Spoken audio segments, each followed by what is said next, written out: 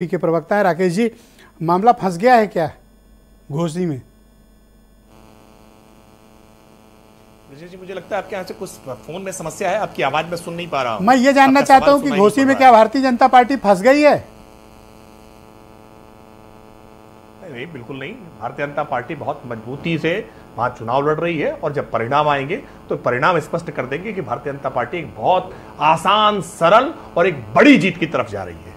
Bharatiya Janata party के जीत के जाने के पक्ष में जाने के कई अलग अलग कारण हैं और उनमें एक बड़ा कारण आज आपको एक नई घोषणा से साफ साफ होता हुआ दिखाई पड़ेगा कि आज प्रधानमंत्री जी ने रक्षाबंधन के अवसर पर इस देश की महिलाओं के लिए विशेष तौर पर एक तोहफा देने का काम किया है। जब सामान्य व्यक्ति के गैस सिलेंडर के दाम में 200 रुपए और उज्ज्वला गैस कनेक्शन धारकों के लिए 400 रुपए तक की छूट देने का काम किया है। मैं मानता हूं कि आज प्रधानमंत्री नरेंद्र मोदी जी की जो केंद्र सरकार की गरीब कल्याण नीतियां हैं, जो उपलब्धियां हैं, उसके आधार पर उत्तर प्रदेश में योगी आदित्यनाथ सरकार के किए गए कामकाज के आधार पर तो ये चुनाव जीतने का मतलब आप मास्टर स्ट्रोक मानते हैं कि इस एक घोषणा से जमीन पर माहौल पूरी तरह बदल जाएगा?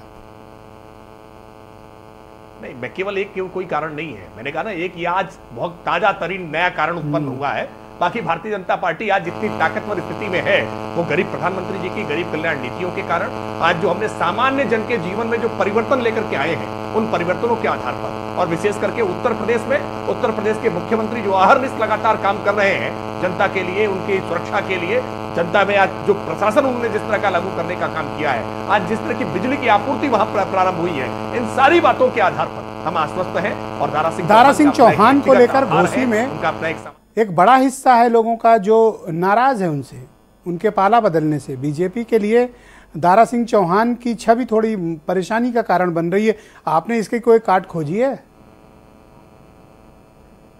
नहीं, दारा सिंह चौहान की छवि नकारात्मक नहीं। दारा सिंह चौहान एक सामान्य, सरल, सहज प्रवृत्ति के व्यक्ति हैं और भारतीय जनता पार्टी छोड़ करके जब से वो गए, वो अपने आप को खुद स्वयं असहज महसूस कर रहे थे। निश्चित तौर पर कुछ ऐसे स्थानीय कारण उस समय बने थे कि उनको पार्टी छोड़कर जाना पड़ा था, लेकिन सुबह का भूला शाम को घर लौट आए तो भूला नहीं कहलाता है। भारतीय जनता पार्टी के कार्यकर्ता बहुत ओज के साथ, जोश के साथ, उत्साह के साथ, और वहां की जनता दारा सिंह चौहान के साथ बहुत कनेक्ट रखती है। आप अगर पिछले ट्रैक रिकॉर्ड देखिए तो किस प्रकार से भारतीय जनता पार्टी के पक्ष में वहां पर फागू चौहान लगातार चुनाव जीतते रहे। वर्ष 2012 का, 2096 का चुनाव हो, 2002 का चुनाव हो, 2017 का चुनाव हो और 2019 में विजय राजभर वहां से चुनाव जीत करके आए थे। तो सामाजिक समीकरण भी अगर देखे जाए तो वो भारतीय जनता पार्टी के अनुकूल है। जातीय समीकरण, जिसको समाजवादी पार्टी बार बार अपनी सबसे बड़ी ताकत बताती है, वो ताकत भी उनके हाथ से चली गई है। इस बार तो अरुण राजभर जी भी पैनल में बैठे हुए हैं। जी। प्रकाश राजभर जी की शक्ति भी हमारे साथ है। हमें पूरा विश्वास नहीं, तो मैंने कहा, मैं तो प्रशंसा की बड़ी विजय की तरफ जा रही है कि सेंटर स्टेज पे अगर कोई पॉलिटिशियन है, ओम प्रकाश राजभर। नहीं, मैं एक बात और ब्रजेश साथ पे जोड़ूं। आप देखिए बौखलाहट और परेशानी किस तरह की समाजवादी पार्टी की है। आपने अपने इंट्रो में इस बात को कहा, भूमिका में इस बात को कहा कि पहली बार रामगोपाल यादव घर घर जाकर के वोट मांग रहे हैं। अखिलेश यादव उपचुनाव में पहली बार आज वोट मांगने के लिए गए हैं। हेमंत जी बैठे हैं, बताएंगे अभी कि बगल में ही लोकसभा का उपचुनाव हुआ था और भाई धर्मेंद्र यादव चुनाव लड़ रहे थे, लेकिन भाई धर्मेंद्र यादव के लिए अखिलेश यादव नहीं गए थे, लेकिन सुधाकर सिंह के लिए आज वोट मांगने गए हैं और सुधाकर सिंह के लिए वोट मांग रहे हैं। पीडीए का राग अलाप रहे हैं। स्वामी प्रसाद मौर्य लगातार अपमानित करने का काम कर रहे हैं। इतना जोर क्यों दे रहे हैं? हुई रणनीति के साथ आप सिंह शब्द पे इतना जोर क्यों दे रहे हैं? नहीं, सुरेंद्र सिंह राजपूत बुरा भी मान सकते हैं। नहीं, आप गाली देंगे और फिर कहेंगे सुधाकर सिंह को वोट दे दीजिए। ये कैसे, इतना कॉन्ट्रडिक्शन, इतने विरोधाभास? अच्छा, जब वो नहीं जाते थे प्रचार में, आप ही डिबेट में कहते थे कि देखिए ये तो घर से निकलते नहीं है, प्रचार नहीं करते।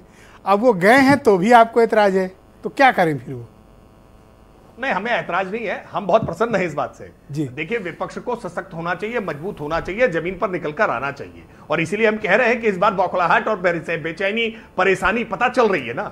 बहुत शुक्रिया आपका। एक एक करके मैं आपके मित्र सुनील